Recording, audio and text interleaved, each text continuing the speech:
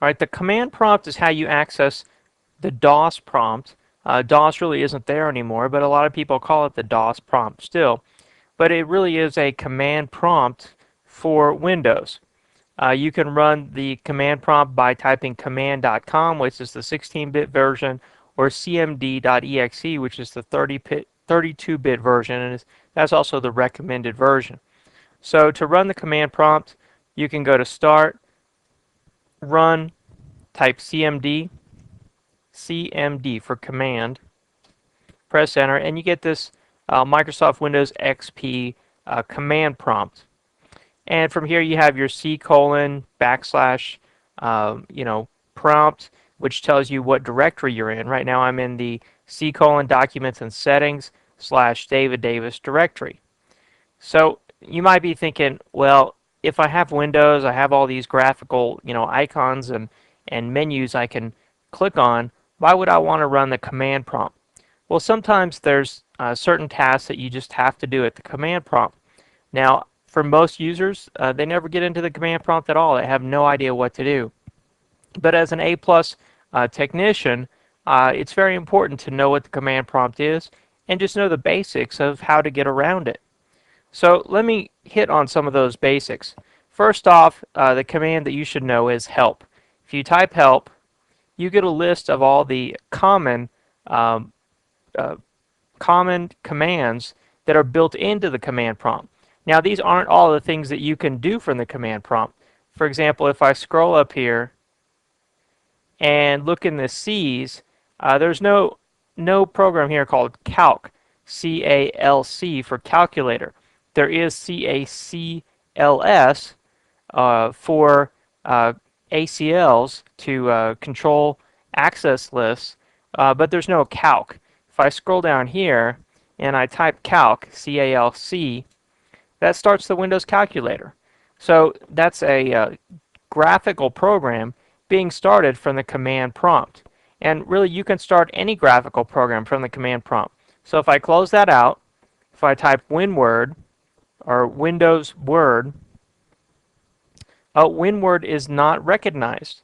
Now, the reason it's not recognized is because it's just not found. If I went to the proper directory and found WinWord, which is Microsoft Word, I could start it from the command prompt. Whatever you run from the command prompt is typically the same things that you can run over here from the run prompt. But based on paths, you might not always be able to find the program that you're trying to run. So what I mean by that is if I type WinWord over here, it starts up Microsoft Word. Whereas if I go back over here and I type WinWord, it doesn't work. And the reason for that is just the paths. A path is where Windows goes to look for the command that you're telling it to find. So it knows, obviously, where to find the calc program, the calculator, but it doesn't know where to find the Windows Word program. Paths are a little bit more complex, and we'll get into that more in the more advanced videos. But for now, let's just look at some of these more common command prompt commands. For example, let's type time. Time tells you what the current time is, and it prompts you to set the new time. If you don't want to set new time, you can hit enter, and you're returned back to the command prompt. I can type date. Same thing, tells me the current date and asks me to enter the new date. If I don't want to do that, I just press enter. I can type ver for version and press enter, and it tells me the version of the operating system. If we scroll back up here, let's see what other commands are useful. There's a lot of file level commands. For example, the most common command that everyone should know is dir, or directory. If I type dir and press enter, it shows me all the commands or files or folders in this directory. CD is change directory. So if I type CD and press enter, it just changes directory to the current directory. If I type CD and then backslash, it takes me back to the root of this drive, the C drive. So here I can type dir, and it shows me the different files that are on this or inside this folder. I can type CD and I can change to a directory like CD Windows. Press enter and I'm in the Windows directory. Here I can type dir and I get a long list of all the different files inside this Windows directory. Let's go back to the bottom. And let's see, other commands might be del for delete, um,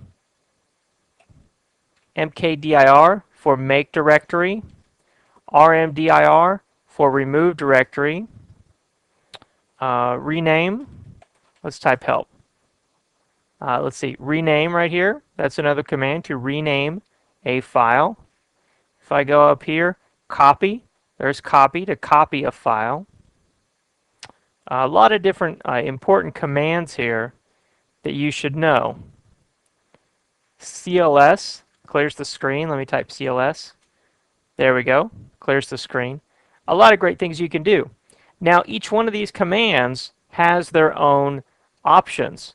So if I type dir slash question mark, slash question mark usually tells you the options for that program or that command. So if I press enter there, it tells me what this command can do. Dir displays a list of files and subdirectories in a directory. And then here's the command syntax. Dir, drive, path, file name. Some of those are optional. Slash, and then here's the different options. Slash A, slash B, C, D, L, N, O, P, Q, S, T, W, X, and 4. And then down here it explains what these different options do. So, for example, slash P pauses after each screenful of information. And notice how it is pausing after this screenful of information, asking me to press space or any key to continue. I'm going to press space, and it shows me the remainder of the options and then puts me back at the command prompt. So let's try out that dir slash P. So it showed me the first page of information. It paused and says press any key to continue. I'm going to press a key, and I can keep pressing a key here, looking at one page at a time, so that I can see all the files that are in this Windows directory without them just flying by, without me getting a chance to look at the files. With slash P, I can pause and I can look at each page full of files. So that's just an example of what these command options can do. Sometimes they're very useful, and you learn a command option and you use it every single time. Other times there's command options and you say, well, I'm never going to use that. But it's good to know what they are, and if maybe somebody else comes to you one day and says, hey, do you know the command option to do such and such? And you can say, hey, yeah, I do. Or if not, tell them, hey, type dir slash question mark, and you'll find out what the command options are. So this is the DOS prompt. You learned a little bit about the different commands and the different programs that can be run, and then the different options and how to get access to help, most importantly. So to exit the command prompt, you type exit. Type exit and press enter, and it's gone away. Next thing we're going to talk about is My Network Places. My Network Places is where shared computers on your network are going to be displayed, as well as their folders, their files, or their printers, or any other resources they might be sharing on the network. And these are only as recognized by Windows. So these are recognized systems that Windows sees. So for example, say you put a Mac on the network, or you put a Linux server on the network, or a router, or some other network device. They're not just going to show up at My Network Places. My Network Places only contains devices that have the Windows operating system and are communicating that they're available on the network so that your Windows computer can see them. So don't just expect everything on the network to magically appear in My Network Places. Most Windows systems will automatically appear in there, but not always. Let's take a look at this My Network Places. If I minimize this and I go to My Network Places right here, this icon shows a computer with a globe.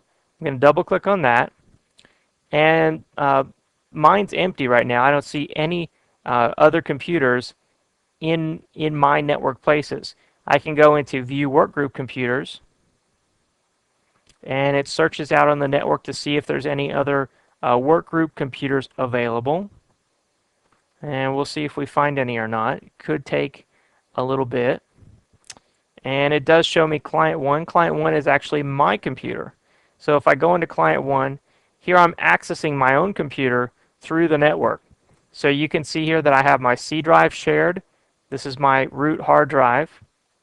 If I go back up, I have a couple printers shared, a shared docs file shared, and then this would show all my printers and faxes on the network, and all my scheduled tasks are available to be shown out to someone else.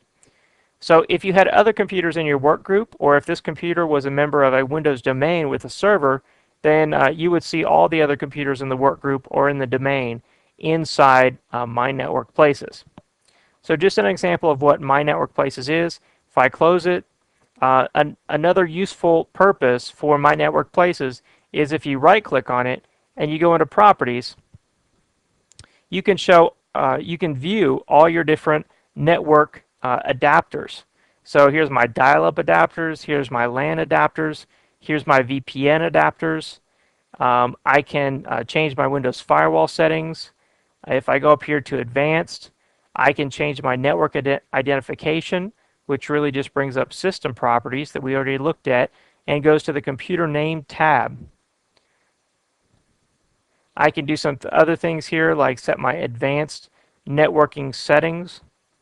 A lot of different things I can do.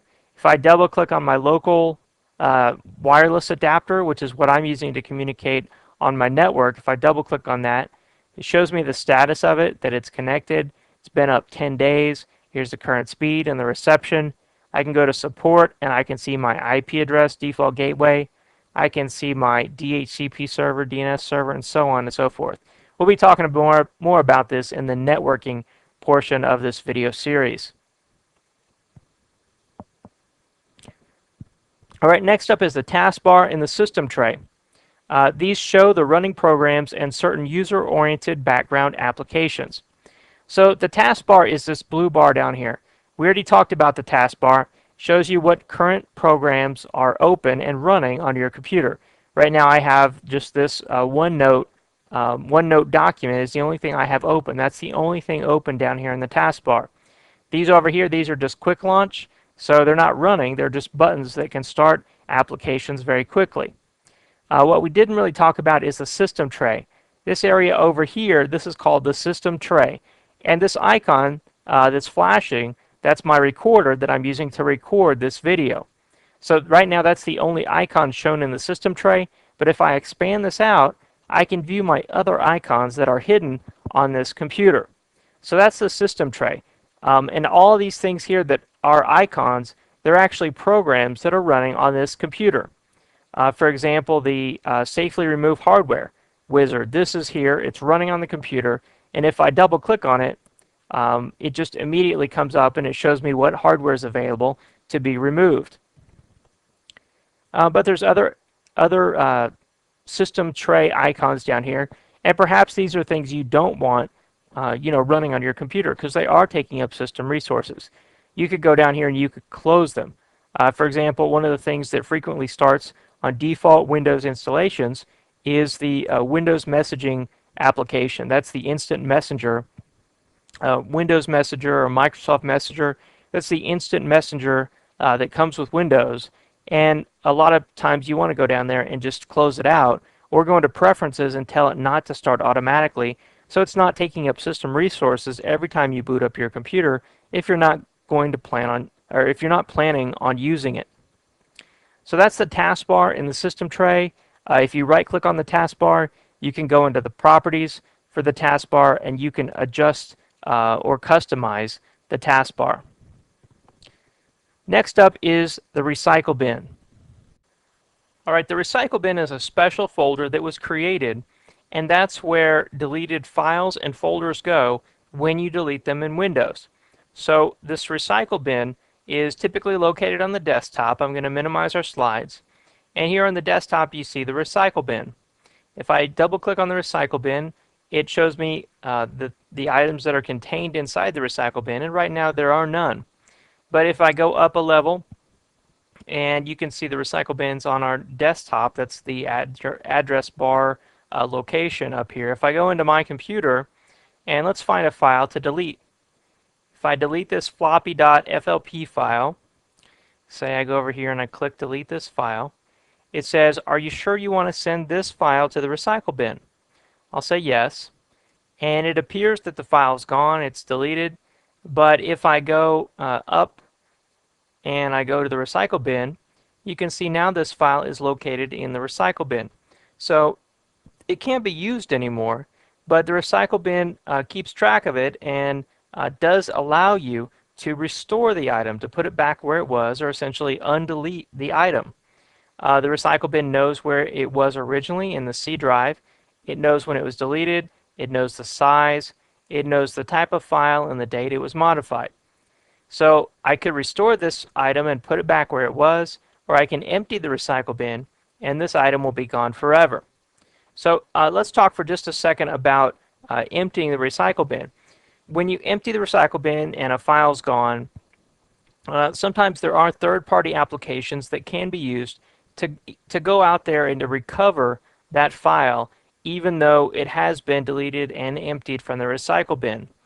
And that's because when it's emptied from the recycle bin, the file itself is still on the hard drive, but the entry in the file allocation table that points to that file is deleted. So the file's still there, but just the pointer that points to it is gone.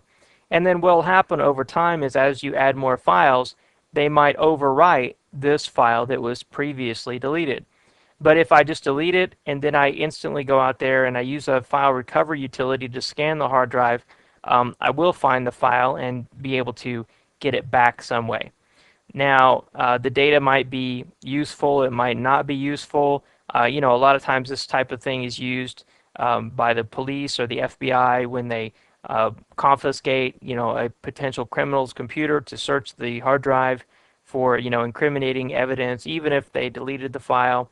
Or sometimes it's used by people who, delete a very, very important file and are willing to pay for the utility or pay for an expert to recover that file for them.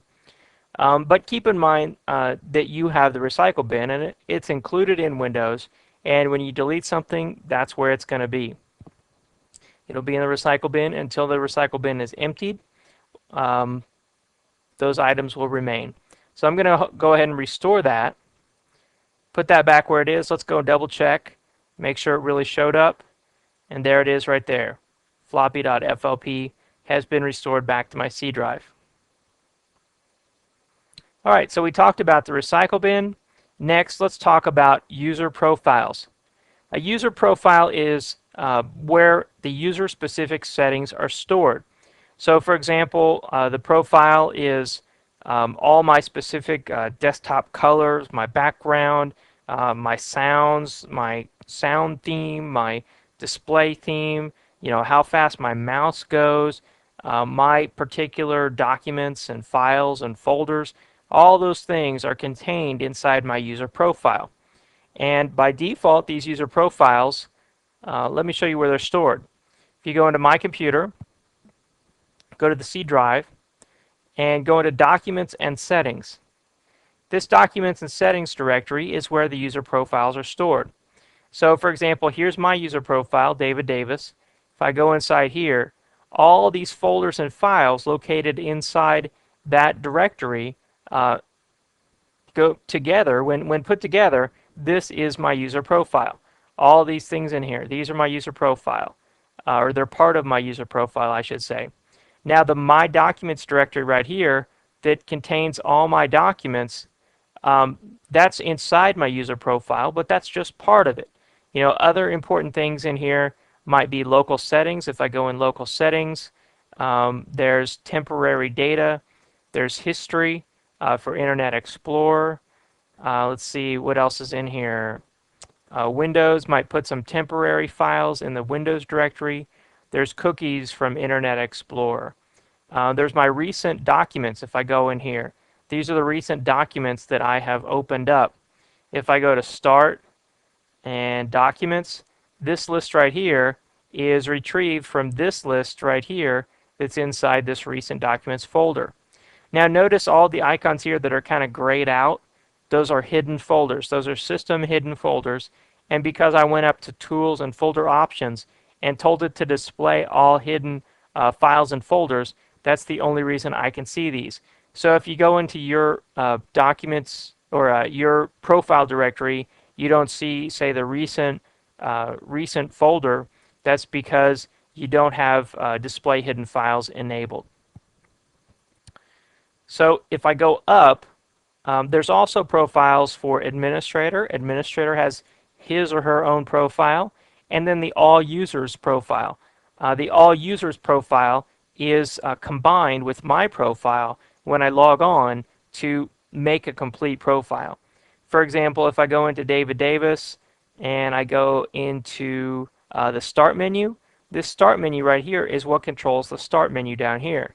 So if I go into start menu and then I go into programs, I don't have many particular programs all to myself. If I go up inside all users and I go into start menu and I go into programs, there's more programs in here. And these combined with mine create the total accumulated programs in this list here. So my apps are combined with the all users apps, and my accessories are combined with the all users accessories to create a complete list of all apps, all accessories, all startup items, and so on.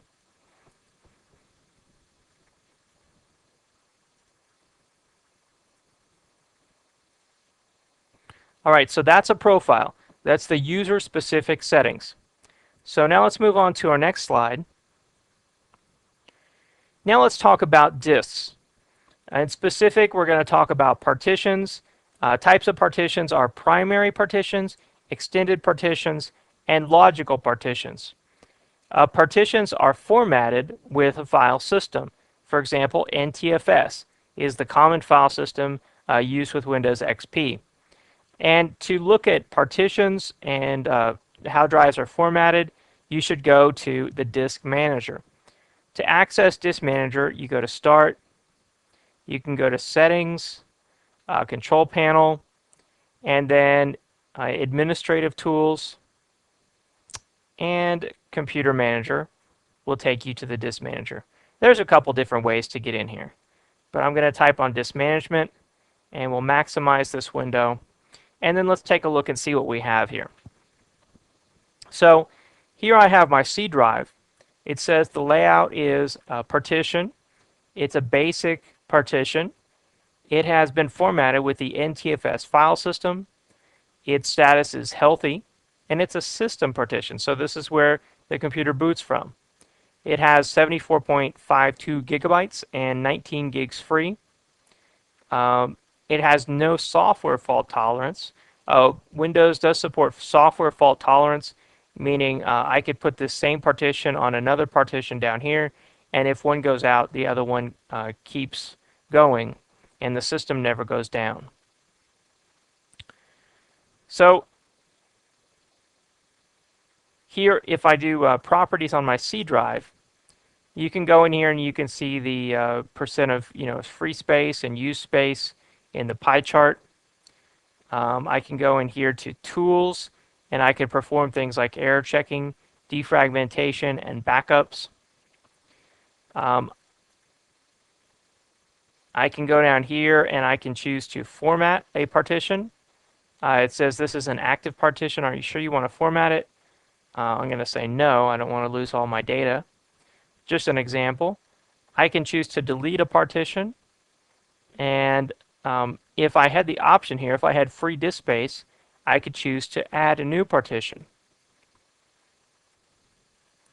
The properties of this are that it's an NTFS partition.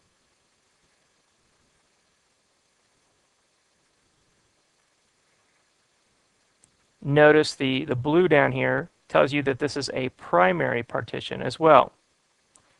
So let's close Disk Manager for now, and let's go back and talk a little bit more about these different types of partitions. Now let's talk about partitions. Disk partitions are created as logical divisions of a single hard drive.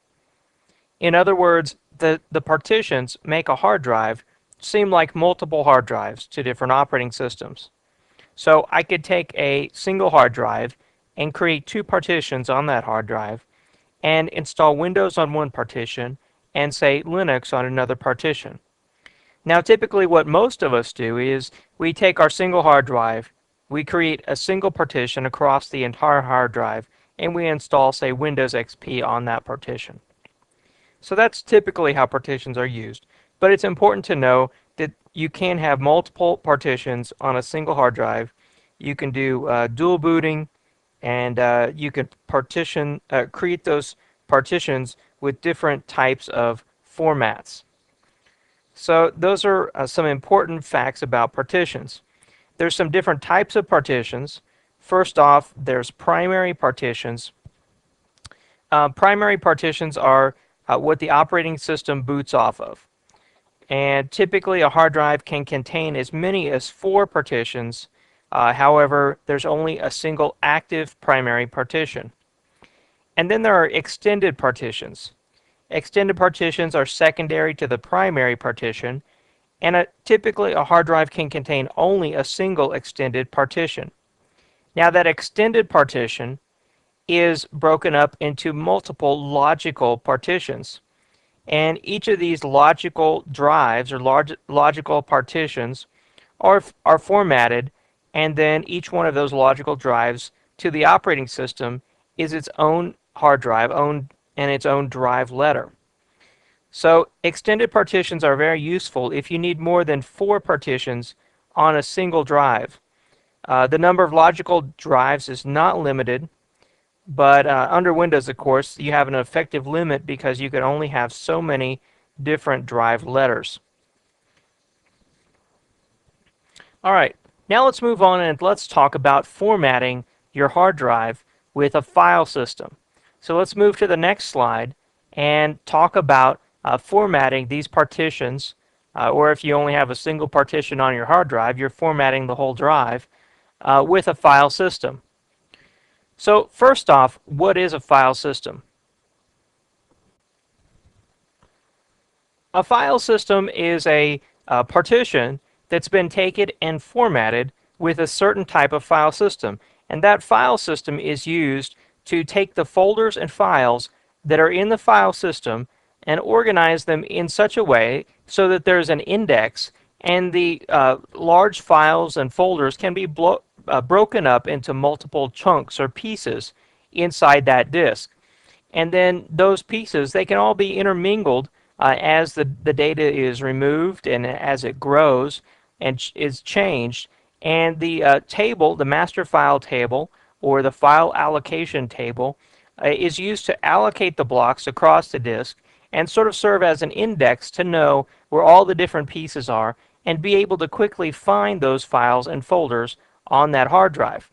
Additionally, the file system will provide things like security and auditing and permissions to those different files and folders.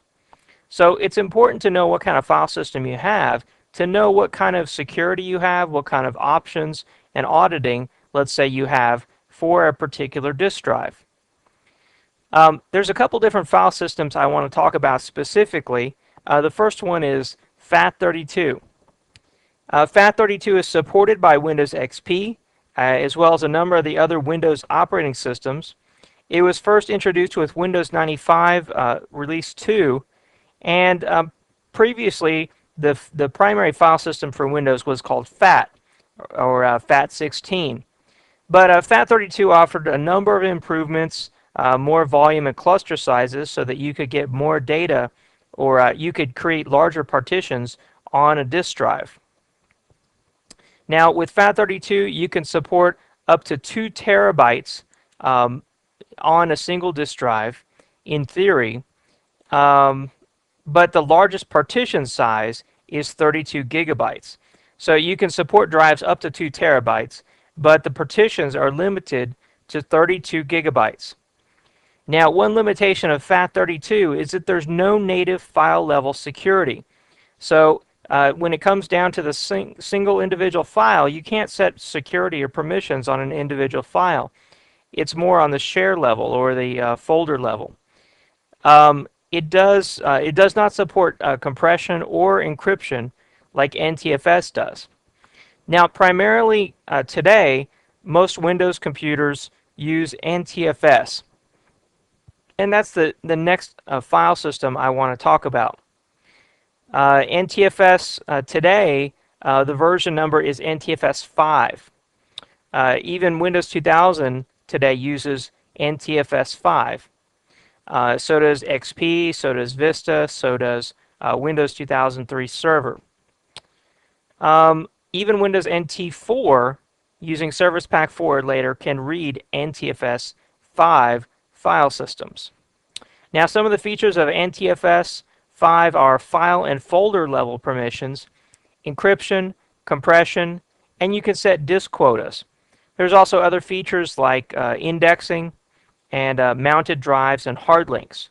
NTFS 5 is really the state-of-the-art standard for Windows file systems today.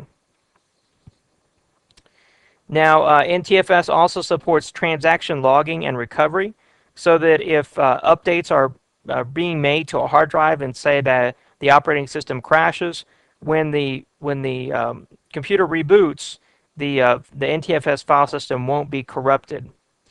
NTFS does not restrict the number of entries in the root folder, like the C drive, to 512 entries, like FAT32 did.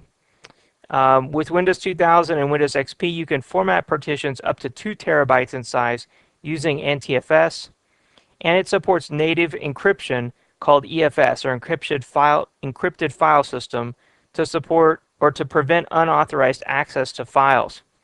Now, an interesting thing about NTFS is that you cannot format a floppy disk with NTFS. And finally, I want to point out that NTFS volumes can theoretically be as large as 16 exabytes, but the practical limit is really 2 terabytes for an NTFS volume. So that's NTFS, and that's what we're going to cover on file systems. Now let's move on and talk about directories. So directories are also called folders in Windows. Back in DOS, directories were called directories. But with Windows, they began calling directories folders. So what do you need to know about folders? Well, folders are just a repository for a file. So if you think about your filing cabinet, you open the drawer on your filing cabinet, and inside there you have folders, file folders. And inside those folders are your files or your documents. So with Windows, it's the exact same concept. A folder is just a repository for files. It allows you to organize them better and not have 10,000 files all in one file drawer.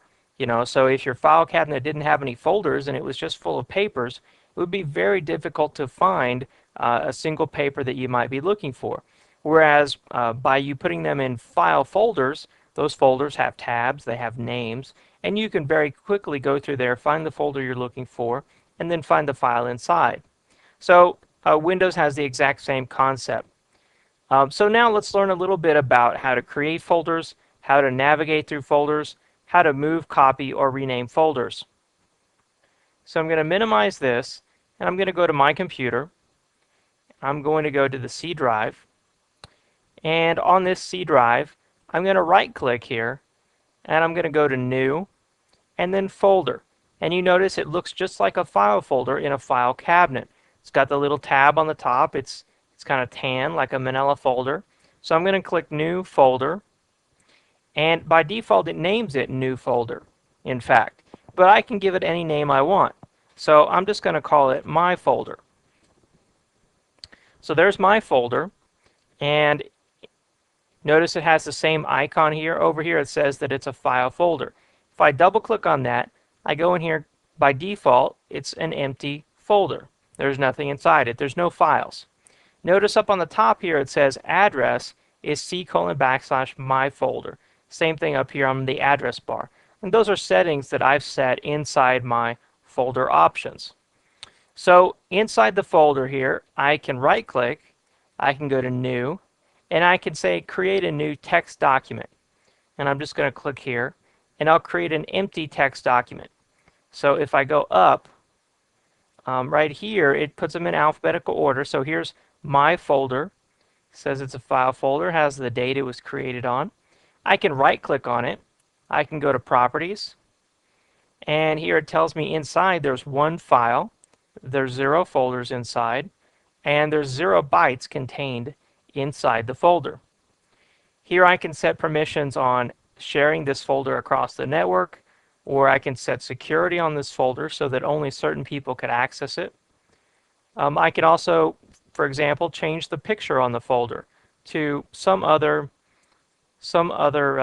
picture that I'd like to be displayed on the folder. Notice I just put that banner across the folder. So let's refresh this. And if I go in here, here's my new text document. I go back, there's my folder. What else can we do to it? Oh, by the way, the banner that I put on there is only going to be displayed if I change the type of view I have. So if I go to thumbnails, notice it shows me that there.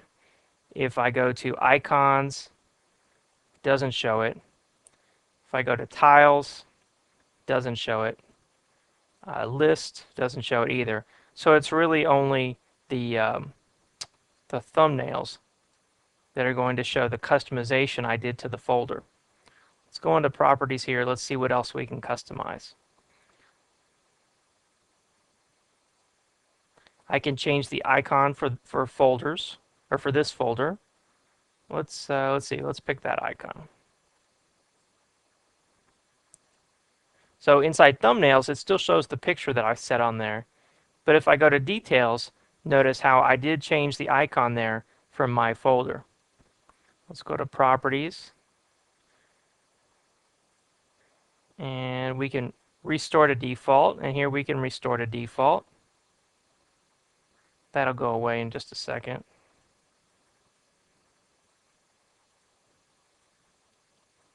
There we go. We're back to the default. So you can also change, let's go back here. You can also change what kind of folder do you want this to be. By default, this is a folder that holds documents. But you could set this up to be a folder that holds pictures or photos or music or videos. And then Windows will help you manage those items because it knows what type of items are inside that folder. So say I wanted to copy this, I can copy it and paste it just like any other file that I want to copy. So I can copy, I can right click here, and I can click paste. And I just made a copy of my folder. And I can go in there and notice that the new text document that I created before was automatically copied. So now I have 2 copies of the new text document. And these files here that are hidden, notice how they're kind of grayed out. These are special system files that are contained inside the folder and automatically created. So if I go in here and I turn off the viewing of hidden files, do not show hidden files and folders, notice how those documents immediately go away. If I go back one level, notice how in my C drive there's so many fewer files than there were before because I turned off the hidden files, the viewing of hidden files. So now I have my folder and I have copy of my folder. Let's see, what else can we do to these? I can cut it. So if I wanted to move it, I could cut this. I could go into copy of my folder and I could right click and I could paste it in here. So now inside copy of my folder, I have my folder. And if I double click on that, notice I have C:\copy of my folder / my folder. And I have the new text document inside there, and I have the new text document inside there. So just an example of moving it. Typically you do a cut, to move, you do a cut and then a paste. To copy, you do a copy and then a paste. So that's folders. They're very simple. Once you understand the basics, pretty much you've learned everything you need to know about folders. So let's close that out. Let's go back to our slides. All right, so we talked about directories, which are also called folders. Let's see, one thing I didn't hit on is how to rename them. Let's go back and let me show you how to rename them. I want to make sure you don't miss anything that could be important. So here's copy of my folder. To rename it, I can either select it, and then I can go over here to rename this folder, and then I can change the name to David's folder.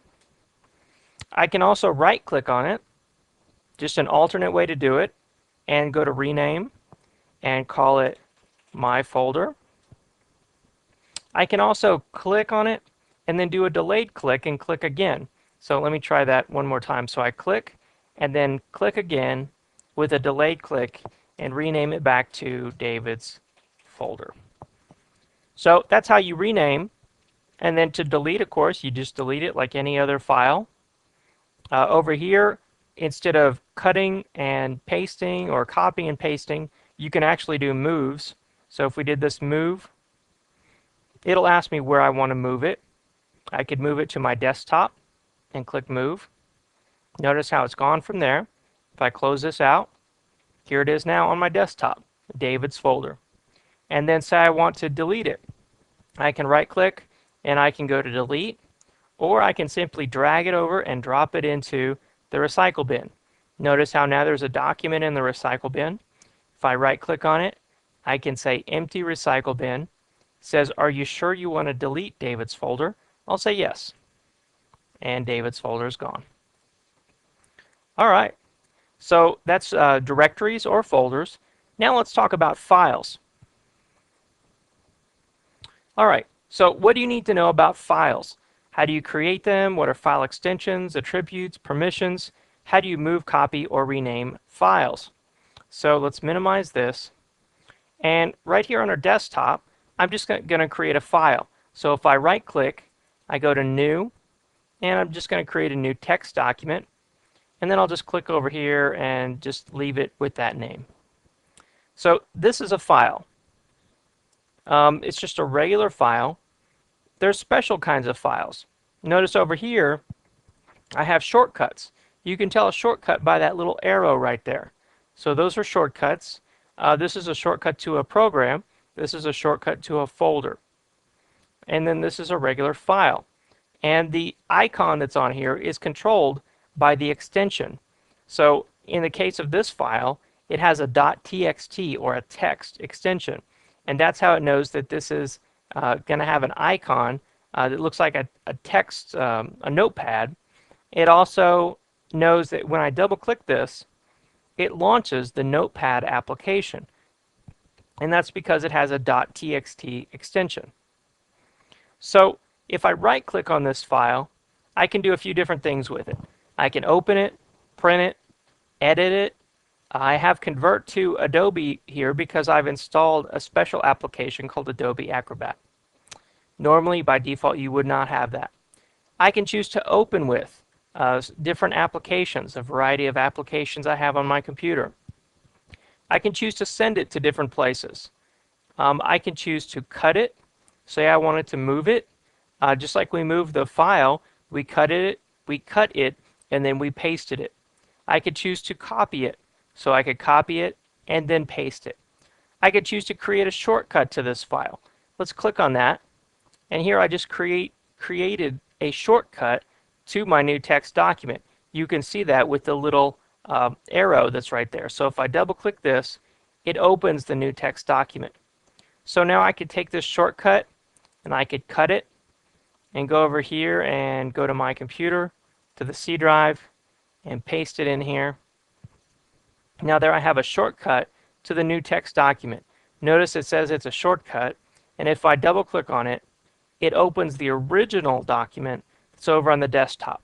So it's just like a pointer. So that's a special type of file there. All right, let's delete that shortcut. Say yes. And here's a logo right here, a little GIF image. Let's look at the properties of that. If I go to the properties, notice it says the type of file is a GIF image. So it's a graphic file. And it knows what to open it with. It knows to open it with Internet Explorer. I can choose to change that if I want. And change the recommended program, let's say, to Microsoft Paint. So now when I double click on that, it's going to open Microsoft Paint. It tells me the size, when it was created, when it was last modified and last accessed. Here are the attributes. Every file has these attributes.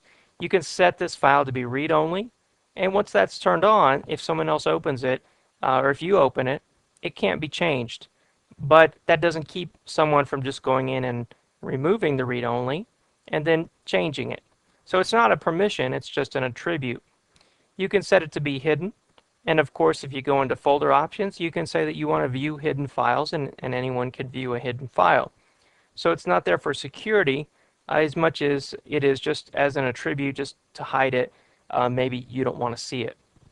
If you go into advanced, there's some other attributes that can be set, like compression or encryption or indexing. Now if you go into the security tab, here are where you set permissions. So let's say I click on everyone here. What does everyone have in terms of this logo that we're looking at? Well, notice how the buttons down here are grayed out, but they actually do have those permissions. Everyone has the ability to modify, read and execute, read this file, or write to this file. And the reason that those are grayed out is because they were inherited. And that's a bit of a more advanced topic right now that we're not going to cover until later. But these permissions were inherited from the folder that the file is inside. But say I wanted to add a certain user, I could assign them just, for example, read-only permissions, or only modify, or only write permissions, read and write, let's say, so that the person couldn't, for example, delete the file. So those are permissions, and the permissions can be assigned to groups of people. For example, these permissions here are assigned to users, which is a group of people. There are special users like everyone and system, and then there's individual users like me, D. Davis. So that's permissions, and permissions can be set in NTFS file systems on files or folders. If you go to summary here, it tells you some information about this file. It knows it's a graphic file, so it tells you the width, the height, the resolution, and the bit depth.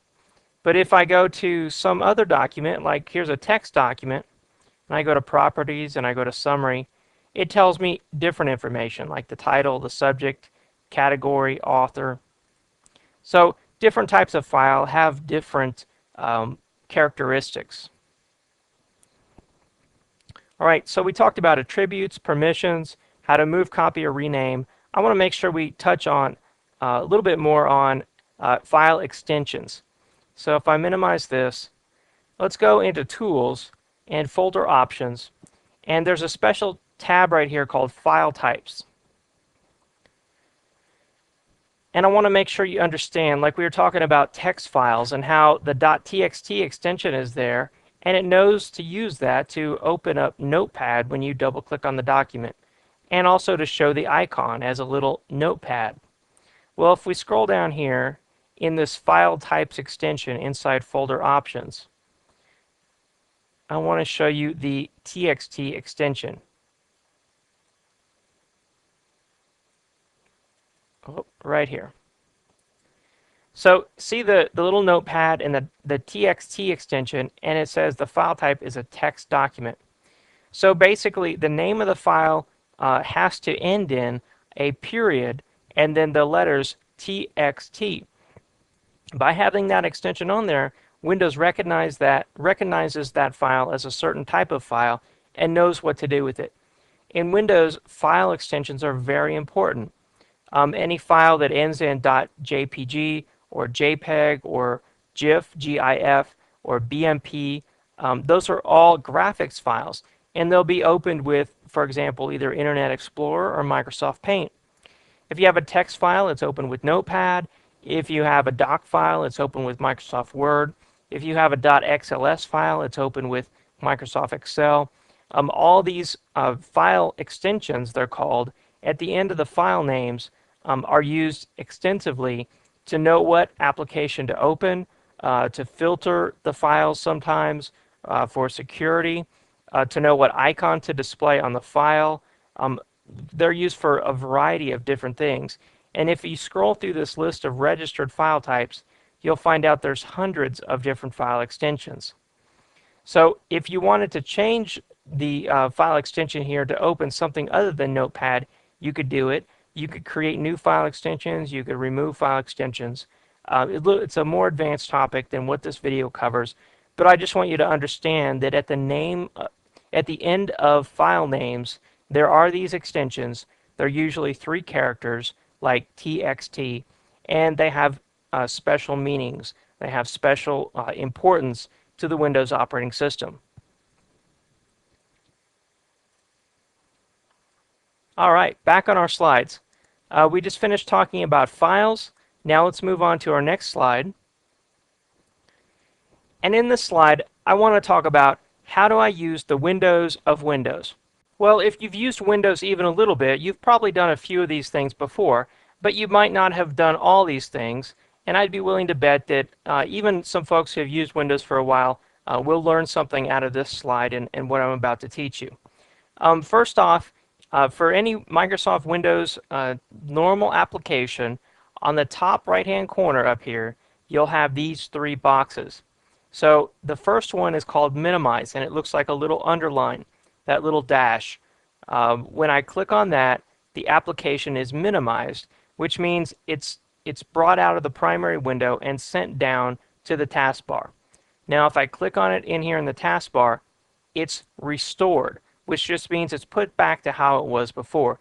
It doesn't necessarily mean it's maximized or it's full screen. It's just put back to how it was before. Since mine was full screen before, I minimized it.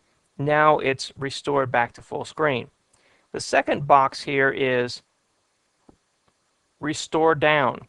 So restore down just means to move the window back to the size and position that it was at before it was maximized. So restore down just shrinks it down to whatever size it was before it was brought into the maximized window. And then when the window is restored down, the second box here, the middle box, changes to maximize. So if I click on that maximize, the window is brought into the maximized mode, if you want to call it that.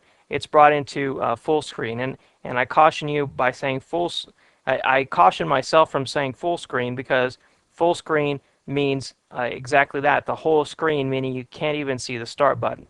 But that's really what it is to most Windows users, is full screen. Then the third box over here is close, and if I click on that X, this application is going to close out. I'm going to end this application, and whatever I was doing will either be saved or lost, depending on the application. So there's minimize, restore, or maximize, and then close.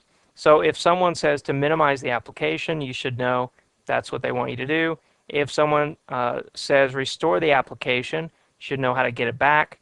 You can either click on it down here, or you can right-click down here, and you can choose to do different things like restore, maximize, or close. So I'm going to maximize it. It's brought back. Or, of course, the X closes it. Now, the clickable title bar, that's something else I want to talk about. If I double-click on this title bar up here, this is called the title bar, by the way. That's the area between these buttons and this button over here. And if I click on this, I'm selecting this application. So let's say I restore this, and I click over here on the desktop. Notice how that turns gray. That's kind of grayed out. It's not as bright as it was. If I click back over here, I select this application by clicking on the title bar. Actually, I could click just anywhere in the application. And this is called the active window, or the active application. And any other applications that might be running are running in the background. So this application here is going to get the most CPU. It's the most important application when it comes to Windows, because you've selected it and it's the one you're using. If I double click on this title bar, it maximizes the application. If I double click on it again, it restores it back. So that's another way of maximizing and restoring. If I click on this button over here, I can do all the same things that I can do if I right click down here. I can choose to move it, which gives me this arrow, and then I can click on the, I have to click on the title bar, move, click on the title bar and I can move it around like this. I can go down here and I can say I want to size it, which gives me the option to resize this window. It's the same as kind of putting your mouse at the edge of the window here at the frame, and you'll get this special arrow. I hope you can see that arrow. If you move it to the bottom, it has an up down and you can size it like this. If you move it on the right hand side, it has a left right and you can size it like this. Or if you move it at the corner, it has a diagonal and it can be sized like this. So some great ways to size your applications, and you could fit, two applications on this same window by sizing them just right. See how I did that right there? See the two different windows side by side? I could minimize those. I could go down here and I could close this. I could restore this back to how it was, and then maximize it. All right, so that's the clickable title bar. We talked about the resizable border. The menu bar. This is called the menu bar across the top here. Just about every Windows application should have a menu bar. In this menu bar, typically you have File is your first choice, where you have options like opening and closing documents, saving and exiting the application. The second option in a menu bar is typically Edit, where you have Cut, Copy, Paste, and Find. The third option is typically View. These other options here are different depending on the application. In the window, many Windows applications have this window drop down here, which might allow you to choose between different windows in the same application. And then Help is usually the last option on the menu bar, where you have about this product and you have help for the product. All right, so menu bar, active window versus inactive window, we talked about that. Now let's talk about some keyboard functions that are used inside Windows. So the first one is Alt-Tab. Alt-Tab allows you to change between two different windows or two different applications. So to do this, I'm going to have to open a second window. I'm going to open Internet Explorer. All right, so now I have Internet Explorer open, and I still down here on my taskbar, I have OneNote. So if I hold down Alt and I press Tab, it gives me this menu bar where I can choose to move between applications. So if I release at that point, it takes me back to my previous application. If I hold down Alt and hit Tab again, I change back to my Internet Explorer. So Alt-Tab is a quick way to change back and forth between applications. Very powerful, very quick way to do it with your keyboard. Alt-Tab. Now I can hold down Alt and hit Tab a few times, and I can change between multiple applications. So I could Alt-Tab between many different applications. The second one I want to cover is Alt-Shift-Tab. Alt-Shift-Tab just allows me to reverse the changes from one application to another. So it allows me to go backwards. That's all it does. So Alt-Tab moves forward. Alt-Shift-Tab moves backwards. Okay, Alt-Escape. Alt-Escape changes only between active applications.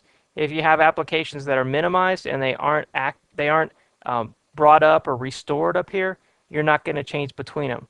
But because both of these applications are restored up in the main screen up here, when I hit Alt Escape, I change between these applications. Now if I had multiple applications, let's try that. Like I'm going to open up Google Images here just to get a different window. Alt Escape changes between all three of these. So it's a quick way to change between applications. And then there's the Start menu.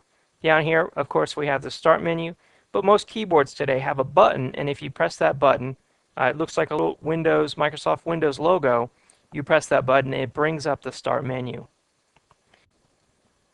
Another Windows keyboard function I want to talk about is Control-Alt-Delete. If you hold down Control and you press Alt, then you press the Delete key, and that's not to be confused with the backspace key.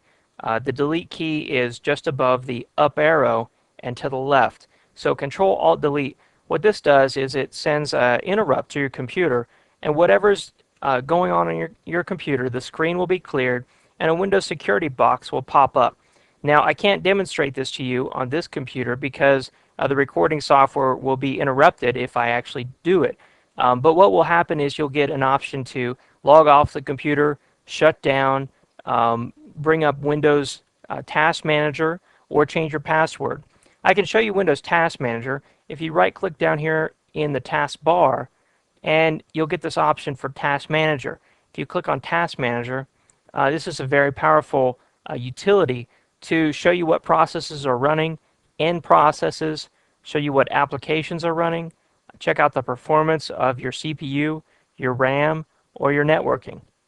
We'll go into this utility more in our troubleshooting video. All right, for now, let's move on to our next slide. And we're going to talk about some common operating system tasks.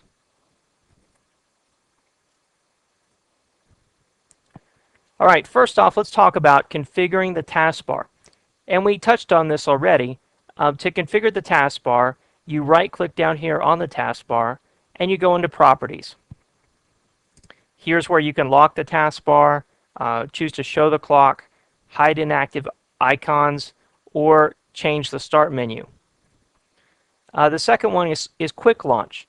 Quick Launch is this area right here, which can be turned on or off when you configure the taskbar. Now, all these icons here are just shortcuts to these applications.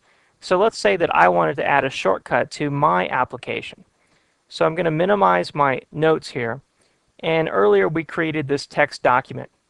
Let's say I right-click on it and I select to create a shortcut. I can then take that shortcut and drag it and drop it on the Quick Launch. Now my Quick Launch just got too big to be viewed. So to fix that, what I can do is right-click here, unlock the taskbar, and then I can make the Quick Launch larger. Then I'll relock the taskbar, and now you see my little shortcut to my text document. So I just created a new item on the Quick Launch. If I click on that, it brings up my text document. So I'll close that out, and notice it really didn't move the shortcut down here, it just copied it. So I'm going to delete my shortcut, and that's the Quick Launch. You can actually take these icons, you can click on them, and you can drag them over, and you can reorder them. So typically I like the Show Desktop icon on the far left, and I want to get rid of this Quick Launch button here. I'm going to right click on it and click Delete. It'll say, are you sure you want to send this shortcut to the recycle bin? I'll say yes, and I can reposition that one there. So that way I can customize my Quick Launch however I want. I can add icons, I can reorganize icons, or remove icons. All right, next up is hiding the taskbar, and I showed you how to do this a little bit earlier, but if you right-click on the taskbar and go to Properties, you can check to auto hide the taskbar. And then the taskbar just seemingly goes away. But if you move your mouse down to the bottom where the taskbar was, the taskbar pops up again. So it's that simple. It'll give you more real estate space here on your screen, and but it can be confusing to people who aren't used to having their taskbar hidden. A lot of users will call and say, you know, I can't find my taskbar, it's disappeared, when in reality what they did is they hid it down here in the bottom. So I'm going to right click on this and go back into Properties and uncheck that checkbox.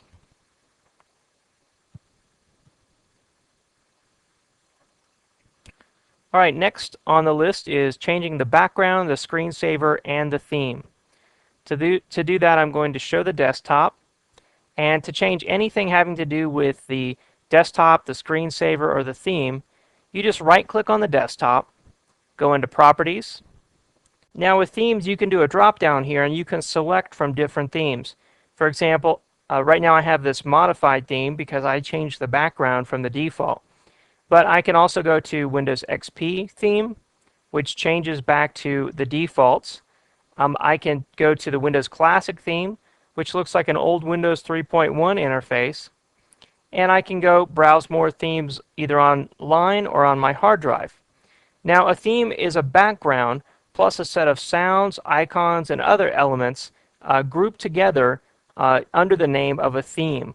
So, there's themes that have to do with a certain TV show, and you'll get the sounds from the TV show, the background, and your icons will all turn into things having to do with that TV show. That's an example of a common theme someone might download from the internet for their home computer. So how to change your background, that's done here under desktop. So under desktop, I can choose whatever background I want. As I scroll through here and click on these, it shows me what my background might look like. Let's go ahead and enable this one by clicking apply. And I just changed to the fish background. I can choose to stretch it across my entire screen. I can choose to tile it or center it. And depending on the size of the background, it'll look different. For example, let's see here. For example, this one is just a small graphic. Notice here it's just that small coffee bean graphic. And if I choose to center it, it just goes right in the center of the desktop. If I tile it, it's tiled across the desktop. And if I stretch it, it looks very poorly because it's a small icon that's been stretched across the desktop. So in my case, I prefer the no background, and I just choose to change the color of the background over in the appearance. So I'm going to apply that back to how it was, and but I do want my train signal, my trusty train signal logo on there, and let's see if it's in here anywhere. No, I don't see it. Looks like we lost it. So to get that train signal logo back on there, let's pretend that this is a photo. Could be of a family member, or your company logo, or some photo you downloaded from the internet. To get that back on, I'm going to browse, and I'm going to find the picture that I want. Let's see, I put it on my computer, the C drive, and let's see if it's this logo. You can actually view these by going to thumbnails, and here's the logo I want, this main logo tan. I don't want it stretched, I want it centered. I apply that, and there we go. We're back in business. We have our train signal logo. Notice that things have changed a little bit because my color's different. Well, how's my color different? Let's choose to customize that. If you go into other here, you can choose from different colors. For example, this one looks a little bit closer to what it was before. I'm going to apply that. That's a little too dark. But you get the idea here. You get the idea of how your colors and your backgrounds can be customized. And then for screensaver, you can choose whatever screensaver you want. You can even download screensavers from the internet. Screensavers are there to protect your monitor from getting burnt in. This isn't a problem as much as it used to be with the old CRT monitors, but still it's good to have a screensaver. You can also use a screensaver for security purposes by checking this checkbox here, so that when someone tries to use the computer again after the screensaver has kicked in, they must enter the password of the currently logged in user. Now under appearance here, I can choose to change basically whatever I want. The color of the boxes, the font of the text, whatever it is I want to choose. But themes, like we said, themes affect all these different things: sounds, screensavers, desktops, and appearances. So let's go back to, see if we can go back to the theme we had before. There we go. That looks a little bit more like it now, doesn't it? Much better, much better. All right, so we talked about changing the background, screensaver, and theme. Let's talk about speeding up the mouse. To configure the mouse, you go to Start, Settings, Control Panel, and then to Mouse. I like my mouse to move very quickly, and that's why I set the motion here as fast as possible. You might like it to move a little bit slower or faster. There's a lot of different mouse options that can be configured. That's just something common that a user might request you configure on their computer. All right, killing programs. To kill programs, you bring up the Task Manager. You right-click on the taskbar and go into Task Manager, or you can press Control-Alt-Delete. You go in here to Applications. You click on the application you want to end, and you click End Task. It'll come up and say basically you're about to end the application. Are you sure? You select End Task again, and the application's gone. Let me show you how this works. So if I close this out, and I bring up my new text document, I go back to Task Manager. There's my text document. Here I'm going to click End Task, and notice how the Notepad application just disappeared. All right, how to change your password. Well, if you press Control-Alt-Delete, you'll be given the option to change your password. But as administrator, you can go into, let's go into Control Panel here. And you can go into user accounts and you can change your own password or other users' passwords.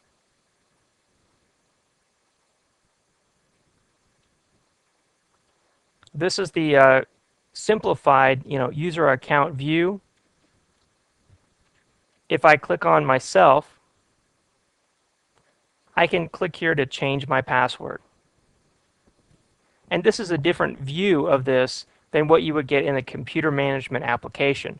Or if you're working on a domain, you would have an application called Active Directory Users and Computers. So here I'm going to click Change My Password. Here I have to type my current password and then my new password twice before I click Change Password. It's that simple. And then finally, logging on and logging off. When you log on a computer, it loads your profile, all your personal settings, desktop, backgrounds, points you to My Documents, which are your custom documents. Of course, to log on, you have to type your username and password, typically, especially if you're in a corporate environment like a Windows domain. Then, whenever you're done using your computer, you should log off. You should always log off for security purposes. You don't want someone walking up and using your computer behind you and sending an email out with your name on it, telling everyone to jump off a bridge, or some other malicious activity like sending out a virus. So to log off a computer, you go down here to Start, and you click Log Off. The computer will save all your open files, close your profile, and then you'll be given the Log On screen again. Press Control-Alt-Delete to log on. So that's logging on and logging off. Now let's move on and let's touch on system files. All right, in the system files section, earlier we talked about the registry data files. We talked about those in the registry section. The registry data files are edited with regedit. Let's move on and let's talk about the boot INI. The boot INI is used to allow you to choose the operating system that you want to boot from. So if you don't have, or if you only have a single operating system on your computer, you're not interested in the boot INI because you don't have multiple operating systems to choose from, or if you're not having any problems with your computer, you really don't have any need for the boot INI. But the boot INI allows you to choose from either multiple operating systems or a single operating system, but with different options such as safe boot or other boot options. The NT loader is the bootloader, but it's not present in Windows Vista, only in Windows XP and some of the other Windows operating systems. It's located in the root of the active disk partition. It reads the boot INI, and if XP is selected, it runs ntdetect.com. It then runs the NTOS kernel, the HAL DLL, it reads the registry, and then loads device drivers. So the NT loader is a very important piece of the Windows boot process. ntdetect.com is used to get information about the hardware run by ntloader. The ntboot DDSys is used to boot Windows from SCSI disk devices. So if you don't have a SCSI hard drive, you're not going to be using ntboot DD.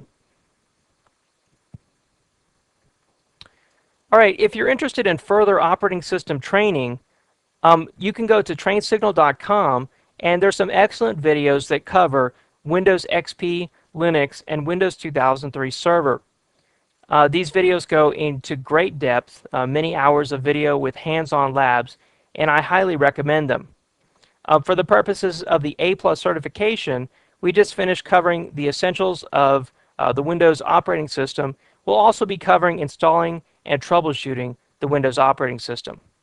I point out the further operating system training if you'd like to go much more in depth into these different operating systems. So in conclusion, we've reached the end of our operating system introduction video. In this video, we learned about the history of operating systems, the current operating systems in use today, some important operating system terminology. We learned about file systems, directories, folders, and files. We learned the basics of using Windows, minimizing, maximizing, restoring, logging on, logging off, Control-Alt-Delete, Alt-Tab. We learned how to run Task Manager and kill misbehaving applications. We learned how to perform some other important common operating system tasks. We learned how to empty the recycle bin, get rid of the trash. We learned about copying, deleting, renaming, and moving files and folders. And we learned about the important operating system files like the Windows registry. So with that, we've reached the end of Introduction to Operating Systems as part of the A+ exam essentials. Thank you very much.